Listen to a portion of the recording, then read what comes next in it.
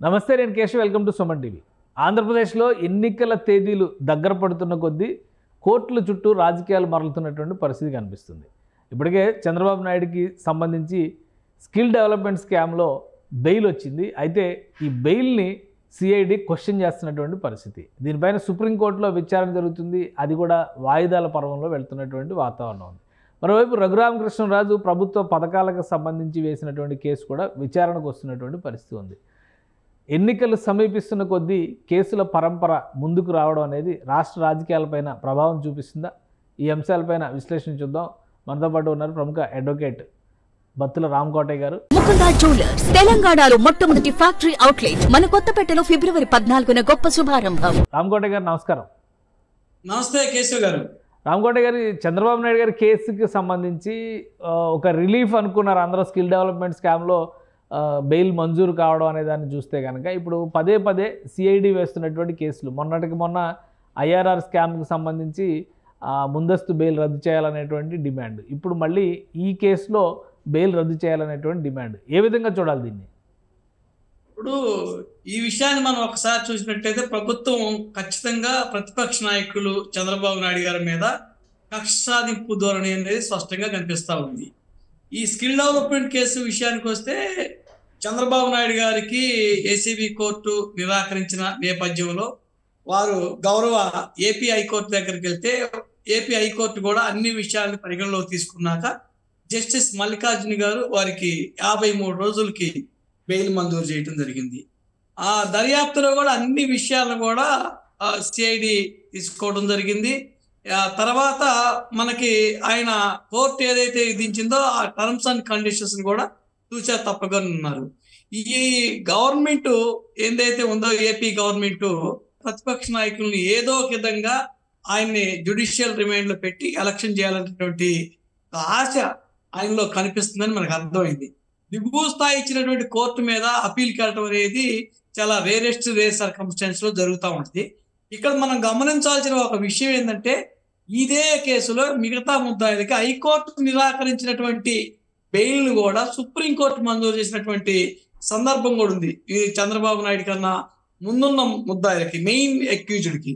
So supreme court main అక్యూజ్డ్కి కొంతమందికి bail మంజూరు ఇచ్చిన సందర్భంలో దిగువ స్థాయి హైకోర్టు ఇచ్చినటువంటి బెయిల్ సుప్రీంకోర్టు రద్దు చేస్తుందని నేనైతే అనుకోను.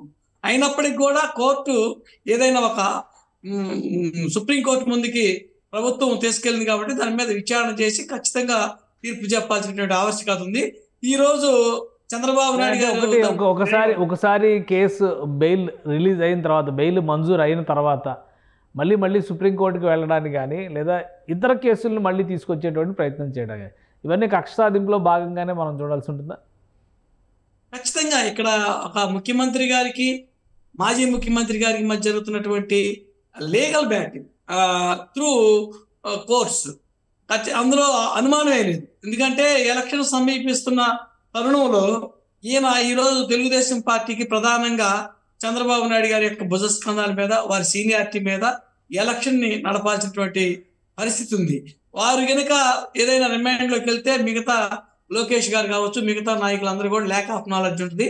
అందుకని చంద్రబాబు నాయుడు గారిని టార్గెట్ చేసి జ్యుడిషియల్ రిమాండ్లో పంపించాలనేటువంటి జగన్మోహన్ రెడ్డి గారి యొక్క ఉద్దేశం అనేది స్పష్టంగా మనకు కనిపిస్తాం. సో సుప్రీంకోర్టులో నెక్స్ట్ లెవెల్లో ఏ విధంగా ఉండొచ్చు అంటే, ఇప్పుడు 26వ తేదీకి వాయిదా వేశారు. దీనిలో ఫర్దర్గా అంటే ఈజీ కన్క్లూజన్ రావడానికి అవకాశం, ఎందుకంటే మార్చి ఫస్ట్ వీక్లో బహుశా ఎన్నికల నోటిఫికేషన్ వస్తుంది అంటున్నారు. సో ఈ ఎన్నికల నోటిఫికేషన్ వచ్చేంత వరకు ఈ కోర్టు ఫైట్ అనేది, లీగల్ బ్యాటిల్ అనేది కంటిన్యూ అయ్యేటువంటి వాతావరణమే కనిపిస్తుంది ఇప్పుడు ఆంధ్రప్రదేశ్ రాజకీయాల్లో. ఏ విధంగా చూడవచ్చు 26వ తేదీన మళ్ళీ ఏం జరగడానికి అవకాశం ఉంది? ఖచ్చితంగా నేను ఇందాక ఏదైతే చెప్పానో, కింద హైకోర్టు నిరాకరించిన పక్షంలో, దిగువ స్థాయి కోర్టు నిరాకరించిన పక్షంలో ఇదే స్కామ్ లో 29 క్రైమ్ నెంబర్ 29 సంబంధించి గౌరవ సుప్రీంకోర్టు మెయిన్ అక్యూజ్డ్ బెయిల్ ఇచ్చింది కాబట్టి చంద్రబాబు నాయుడు గారికి హైకోర్టు ఇచ్చినటువంటి బెయిల్ ని ఎట్టి పరిస్థితుల్లో రద్దు చేయడం అనేది జరగదు. ఇంకోటి ఏంటంటే స్పెషల్ పిటిషన్ పెండింగ్ ఉంది కాబట్టి, ఈ కేసులో చంద్రబాబు నాయుడు గారు 36వ నిందితుడిగా లిస్ట్ అవుట్ చేశారు కాబట్టి అంత సివియారిటీ ఉండకపోవచ్చు అనుకోవాలా? ఖచ్చితంగా చంద్రబాబు నాయుడు గారు అసలు డైరెక్ట్ గా ఎక్కడా కూడా కేసులో మొదటిగా ఆయన ఎక్కడా కూడా వాళ్ళు ఇచ్చిన రిపోర్ట్లో కానీ ఇన్వెస్టిగేషన్లో కానీ లేదు.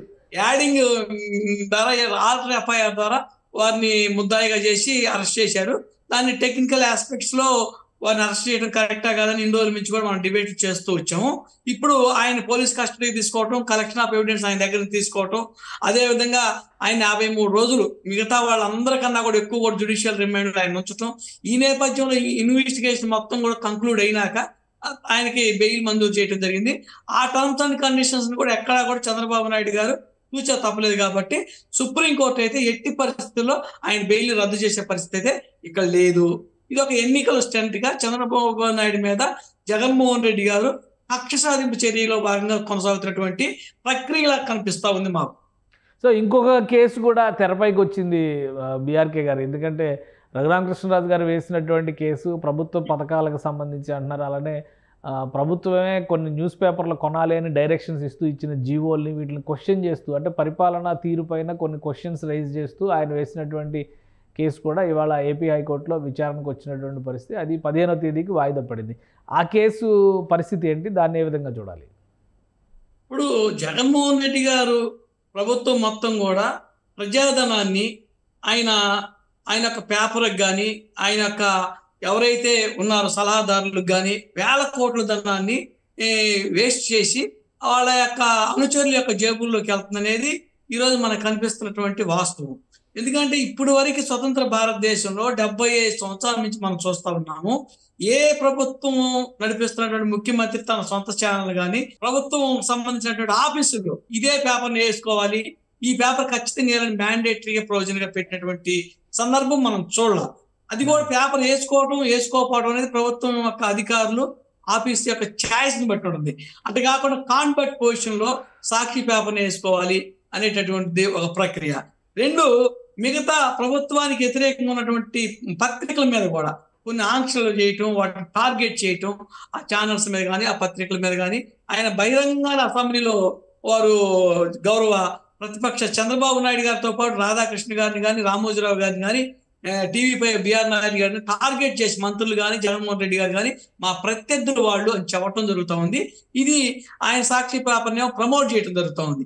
ఇది ఎట్టి పరిస్థితుల్లో కూడా ప్రజాధనం దుర్వినియోగం కాబట్టి పబ్లిక్ ఇంట్రెస్ట్ లిటిగేషన్ కింద తీసుకొని దాన్ని ఆఫ్ చేసి అది ఆ ప్రయోజనం లేకుండా చేయాల్సినటువంటి అవసరం. ఇవన్నీ పొలిటికల్ గా ఎలక్షన్స్ దృష్టిలో పెట్టుకొని వస్తున్నటువంటి కేసులు, పిటిషన్లుగా చూడాల్సి ఉంటుందా, లేదా ఇందులో ఏమైనా వాస్తవాలు ఉన్నాయా?